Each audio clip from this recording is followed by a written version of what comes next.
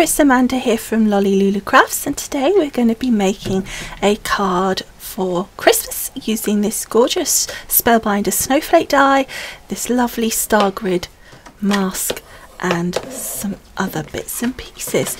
So I'm starting off with an A6 card. This is one of the A6 cards I had made with the layer that is a 1/4 inch smaller, and that gives us an 1/8 of an inch sort of drop on each side. So I've scored and folded the card in half, and then I've taken my layer here and I'm just putting some low tack tape on all 4 sides to create like a little border. I'm not really sure it matters so much with the mask and actual colour of texture paste I'm going to use, but I did want that little gap. So I'm using this gorgeous Sentimentally Yours star grid mask, and what I've done is I've put some tape at one end there and I'm sticking it down the other end, as I really wanted to be sure that the position of the stars was symmetrical on my layer there, my card layer. So now I've finished sticking that down, I'm going to use my Ultra Sparkle texture paste here, and this is the Frosty Sparkle one, and I really like this. It is so sparkly, but I wanted something more sort of neutral. I was going for something neutral, so I just went for this really kind of clear sparkle, but it's got all different size sparkles in there, which gives it its real great shine and what it says, really, the Ultra Sparkle. So I'm popping it on using my palette knife, and you'll see I'm putting quite a bit on, but normally what I do is I kind of have the texture paste textured as well, so I put quite a bit on and allow it to stay in quite a textured way, sort of patting the knife onto the texture paste to create that. However, I did all that in anticipation of doing exactly what I normally do, and then I thought, no, actually I don't want to do that. I want a more smoother look, so I just scraped it so it was kind of flat. It obviously stays in the holes of the mask, but you're just getting rid of that excess. You may as well take the excess off while now, as it makes it easier, and you can put that back in your pot for later. So then very carefully peel off the tape around the sides and top of your mask. Leave the one at the bottom. This is the one that's off camera. You'll see there's 2 corner pieces, and you have also one at the very bottom, and use that like a hinge to help you lift up your mask so that you don't damage the design. You want to remove all of this while the texture paste is still wet, otherwise if you try to do it when it's dry you'll find it will crack, so make sure you do it now.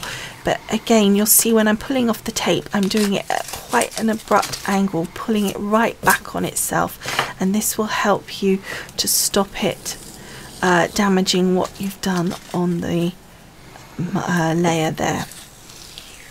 So then you can see, having removed all of that, you can see what I meant about the actual border around the edge. It probably didn't really matter, and it may look nice if it had actually gone right over the edge, so I'm not sure it was a big deal to put that border on, but on the other hand it did hold it still and it doesn't look wrong. So that's that bit done. So now we're on to our die cutting. So we're going to die cut our Spellbinders Creator Flake and the Simon Says stamp Merry Christmas, and I'm going to be using my Sizzix with the Magneticplatform. So I want 1 gold snowflake. This is the large one, and you will also see as I go through that I've also put the Merry Christmas on there as well. You can't quite see me do that because it's kind of out of view. Now it's on the Mirri card, so it's got a coating Mirri card, so sometimes it sort of sticks to itself when it comes out, so just be cautious when you pull it out. You'll find that you may need to go through a couple of times just to make sure it's cut. So then, having done that, I want to cut a few snowflakes in this gorgeous pearlescent paper that I've got, and it's just create a really nice effect on these snowflakes. You can see it's just a really pretty pearlescence going on. So now my texture paste is dry, I can get on to putting my wrap around there. So I've got a piece of vellum. I'm not sure how wide it is, I just saw that it was going to be the right width to go across the front and have a little bit of edge. This was just like a scrap piece that I had, so it's got enough just to fold around the back, but I did it 2.5 inches high or deep, whichever way you want to do it.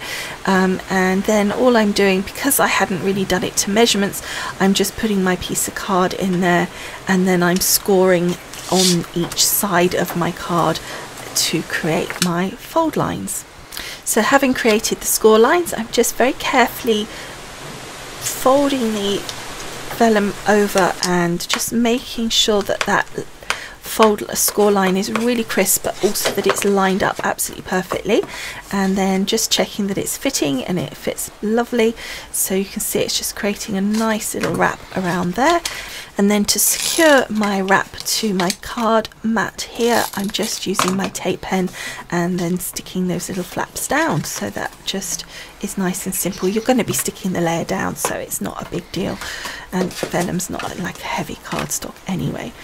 So next I am just marking up using my mat as a guide, using some pencil marks, just the size of a piece of gold Mirri that I want to cut to create a mat that's just going to sit behind my layer there. I think that will just add a little something extra, and we're putting some gold snowflake and a gold sentiment on the front, and I just felt that having the mat there would really make it look sort of unified and really add that little extra. So then to stick that layer down onto my gold Mirri. Mirri's kind of shiny obviously by its nature, so I tend to prefer to use my Cosmic Shimmer just to be sure it's really stuck down nice and firmly, and you can see the effect there of that little border. I think it just adds something really nice to that, and I think it's going to really link up with the rest of the card as well. So then again, just using my Cosmic Shimmer, I'm now sticking this whole section onto the front of my card base here, and you can see how that's now got still a small amount of the white of the actual card base showing as well. So you've just got that little gold Mirri between the two, and obviously you've got the sparkle of the texture paste. So the next thing I'm going to do is stick my sentiment down, and you can see I've popped all the bits out now. It was pretty simple to do, it was all cut very nicely, so it just needed a little bit of poking out some of the bits through the center of the letters, but otherwise it was pretty easy. So then again, I'm using my Cosmic Shimmer. I put some on a scrap piece of card, and then I kind of dunk my sentiment into it.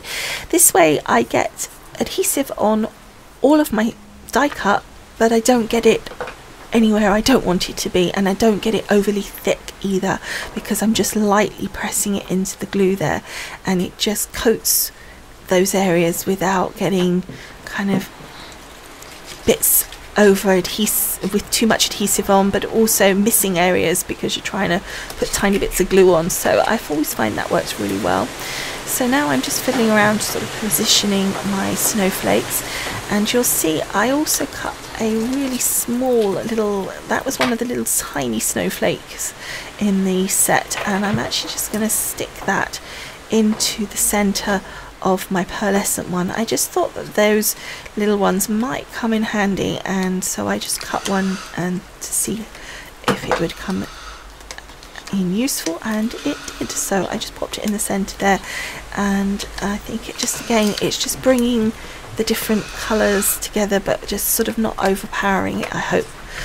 And then I've got another one of those little pearlescent snowflakes, so I'm just going to pop that over that side, and then we're going to do the main big gold snowflake, and that one's going to be popped down behind my vellum. So it took a bit of fiddling, working out sort of which element, sort of stalks of my snowflake, shall we say, to go behind, etc. But eventually I sorted it out, and to make it easier, then rather than fiddling around trying to pull it out and put it back in again, having it made it so difficult, I actually just popped some glue down behind it. I used my gel glue, and that seemed to stick really well. Now here I've cut a piece of that pearlescent paper that I use for my snowflakes to size to fit on the inside of my card. I then took some gold peel off stickers, and I added a sentiment onto that piece of paper. It kind of, I think, kind of looks like the Mirri, so, but it's sort of easier than trying to die cut something so tiny, if you even have something that tiny to die cut. So then I'm just going to adhere it at the top. I want it to be like a loose insert. I rather like the loose insert like that. I like it kind of flapping. I think this, I don't know, it always just seems really nice quality feel to it when you have that. Maybe that's just because that's the kind of thing that you get that sort of in those really expensive cards. Then I decided I really needed to add just a little something more to the inside. It just looked a bit bare with just that sentiment compared to the outside. It just didn't seem balanced, so I added a few more bits, and I think that works a lot better. And that is it, done. And I just think it looks so pretty. I'm really pleased with it, and you can really see how it's shiny, and then you've got the inside with the sort of similar colours and obviously the similar cardstock, or rather paper, of the pearlescent there. And I just think it looks really pretty. I was really pleased with how that turned out. I love that sentiment die, and those snowflakes I think are really nice as well. In fact, I'm really pleased with all of it. I love how the texture paste just adds to it. So yeah, I think it looks really nice, and I hope you do too. I would love to hear your comments as always, and of course, as always, I will have loads of photos on the blog post plus links to products used, so do make sure you hop on over to there. If you're on YouTube, all you need to do is go to the paragraph below this video, click on show more, and you will find the link to that blog post. So thank you so much for watching. I hope you have enjoyed, and I will see you again soon. Bye for now. Bye.